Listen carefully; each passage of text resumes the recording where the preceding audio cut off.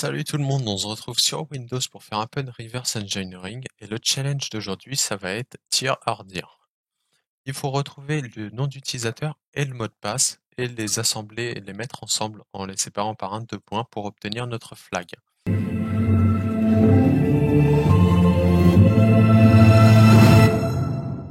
Donc j'ai téléchargé le fameux logiciel dir or dir, il est juste ici.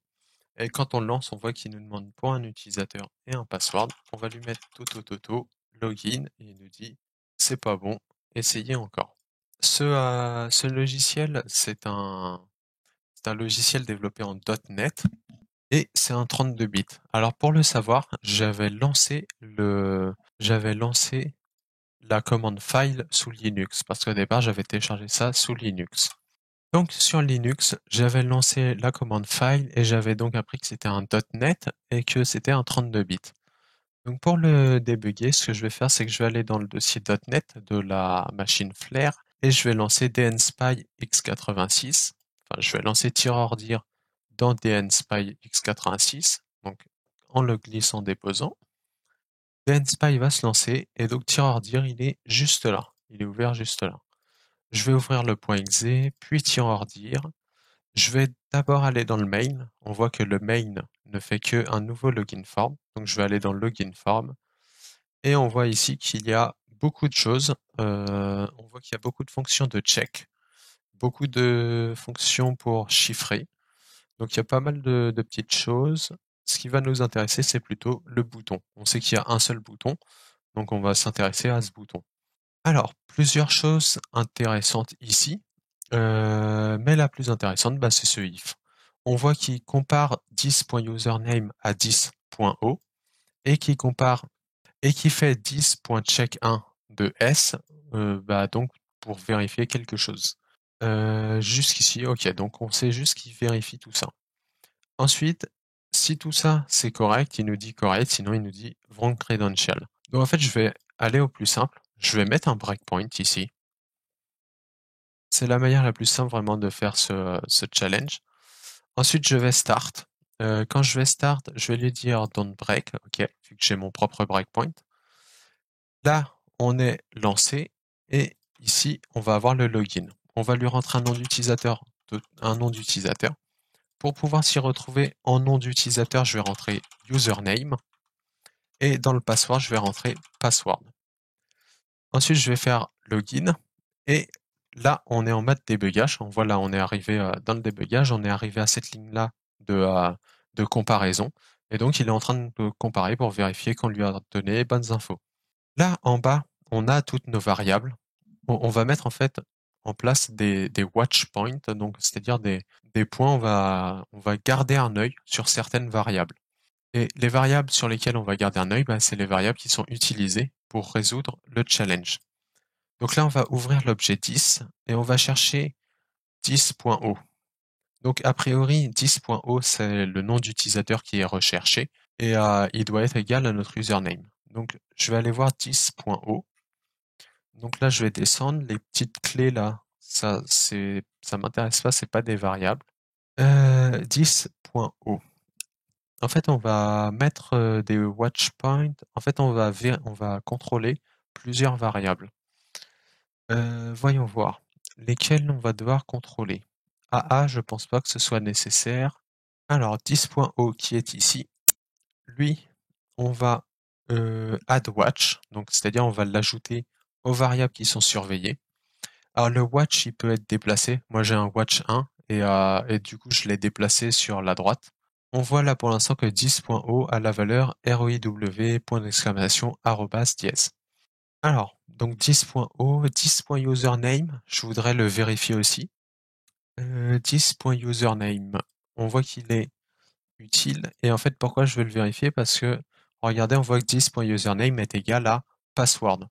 Donc en fait, password et username ont été inversés, de toute évidence. Ensuite, on a 10.check1 qui vérifie string s.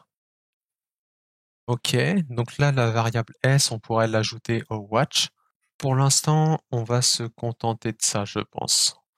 Ouais, pour l'instant, on va se contenter de ça. Là, si on fait continue, on voit en fait le 10.username qui est égal à 10.o, ça va louper. Parce que mon username actuellement, il y a password dedans, et 10.o, il est égal à row.dièse. Alors ce que je peux faire, c'est que je peux faire un step over, et donc là, vu que ça a loupé, il me dit from credential try again. Donc je vais stopper le programme, tout simplement, et peut-être que j'aurais pas dû. Ok, c'est pas très grave, on va le relancer, le mettre sur le côté. Donc on a vu qu'il y avait un roi.dièse, et dans password, je vais rentrer password. On va faire un login, et ici 10.username, oui, j'ai inversé. Donc 10.username est égal à password, et 10.o, il est égal à row.dièse, donc, que j'ai mis juste ici dans username. Alors, je vais faire continue, voilà, ça n'a pas fonctionné. Et cela, ce fameux ROIW, je vais le copier et le mettre dans password. De toute évidence, ça a l'air d'être le password. Et je vais remettre username ici. Un login, et on voit que 10.o et 10.username, ils sont égaux. Donc là, je vais rentrer dans le 10.check1. Donc si je fais, là j'ai fait un step into, donc je vais rentrer dans la fonction suivante. Et donc on voit que je suis bien dans check1. Donc là, il est en train de checker la fameuse chaîne de caractères S. À chaque fois, on voit les checks. Alors, je vais stopper le programme pour le moment. Je vais regarder le check 1. Check 1, on voit qu'il définit un tableau avec des lettres. On voit qu'il va définir une chaîne de caractères, qui va faire des actions dessus, puis il va envoyer dans check 2. Si on voit dans check 2, c'est la même chose, puis il voit dans check 3. Check 3, il fait pareil, puis il envoie dans check 4.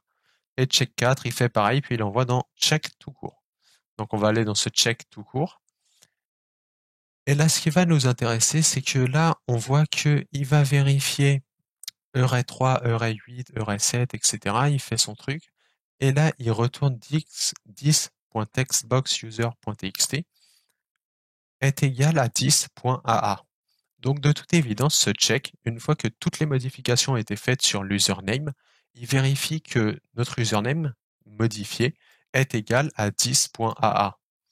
Donc je pense que si ici, on se met à vérifier 10.aa, ça va nous donner la réponse. Alors, je vais relancer. Donc là, j'ai relancé, je vais remettre l'username, le password, je vais remettre la même chose. Et je vais tenter le login. Là, ici, je sais qu'il va fail. Mais je vais quand même faire, juste avant, je vais ouvrir 10 et je vais me mettre à regarder les valeurs de 10.aa. Donc 10.aa, il est là, actuellement, il est égal à pip-h. Donc je vais ajouter un watch, et ce que je vais faire, c'est que je vais faire en sorte qu'il plante. Là, c'est-à-dire que je sais que j'ai les mauvais identifiants. Mais de toute évidence, 10.aa, il est resté égal à pip-h. Donc ce que je vais faire, c'est que je vais faire un continu. Donc il me dit que c'est pas les bons credentials. Et à la place de l'username, je vais mettre pip-h et je vais faire le login. Là, il va faire la vérification, je vais faire un step over et on voit qu'il rentre dans correct. Donc en fait, le nom d'utilisateur, c'est bien ce pip-h et le mot de passe, c'est bien row.dièse. Donc ici, on peut faire continue. Là, on a obtenu, voilà, on a le correct, on a obtenu notre nom d'utilisateur et notre mot de passe. Pour pouvoir avoir notre flag, on n'a plus qu'à mettre ça dans un petit fichier texte en mettant 2 points entre le nom d'utilisateur et le mot de passe. On met HTTP devant, des accolades, et voilà, on a notre flag. Voilà, c'est tout pour ce challenge. J'espère qu'il vous aura plu, que vous aurez appris quelque chose. On a vu un peu d'analyse dynamique d'un binaire avec dnSpy. Si vous avez des questions, n'hésitez pas à les poser dans les commentaires. Si vous voulez voir plus de contenu similaire, n'hésitez pas à vous abonner. Et je vous dis à la prochaine.